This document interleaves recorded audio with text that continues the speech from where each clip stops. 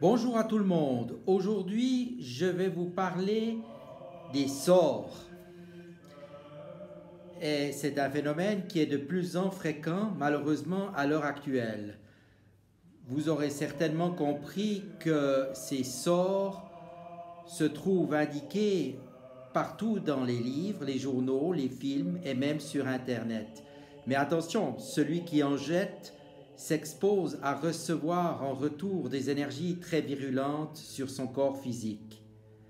Un sort peut être responsable de douleurs, de spasmes, de troubles, de dysfonctionnements, de maladies pouvant aller jusqu'aux maladies graves, de difficultés de concentration, de mémorisation, de compréhension, mais aussi d'incompréhension, de troubles, de jugement, de sautes d'humeur, d'énervement, de colère, etc., mais surtout de dépression plus ou moins intense, de sentiments, d'inutilité, d'idées noires, voire suicidaires, ou encore d'échecs multiples et répétés, tant dans sa taille personnelle que professionnelle, la personne échoue dans tout ce qu'elle entreprend. Pour savoir si un sort a été jeté sur une personne et est encore actif, il suffit de faire un test énergétique. Il s'agit notamment de faire un dialogue du thérapeute en direct avec la conscience du patient.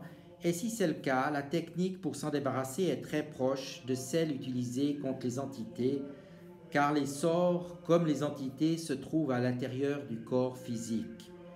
Il se peut aussi que des défunts proches nous atteignent par des sorts ou mauvaises énergies parce qu'ils sont fâchés contre nous. Là, je vais vous raconter une petite histoire qui m'est arrivée lors d'une consultation. Je reçois Karina qui me dit qu'elle éprouve très souvent des colères à l'égard de ses enfants ou même vis-à-vis de son mari et que cela est totalement imprévisible. Après discussion, je pressens l'influence d'une âme désincarnée sur elle et l'interroge sur les relations qu'elle entretient avec ses parents et grands-parents. Elle me parle que sa grand-mère paternelle est décédée il y a quelques années et qu'elle a dû, Karina, s'occuper de sa maison au Portugal. Comme je suis persuadé que la cause de son problème vient de cet aïeul, je lui demande de préciser ce qu'elle a entrepris au niveau de cette maison.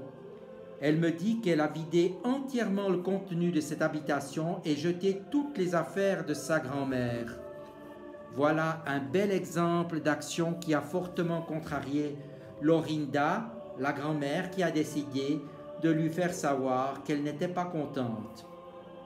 Suite à ce récit, j'ai libéré Karina de la présence et de l'énergie de sa grand-mère en dirigeant Lorinda vers l'univers et en libérant Karina de sa présence. Depuis lors, ma patiente est beaucoup moins irritée et n'éprouve plus de colère inexpliquée, ou quasiment plus. Ce récit illustre que les mauvaises énergies ne sont pas forcément transmises par des personnes malsaines qui sont vivantes ou par un environnement malsain, mais peuvent également provenir du monde subtil, soit personnes décédées, entités malfaisantes, etc.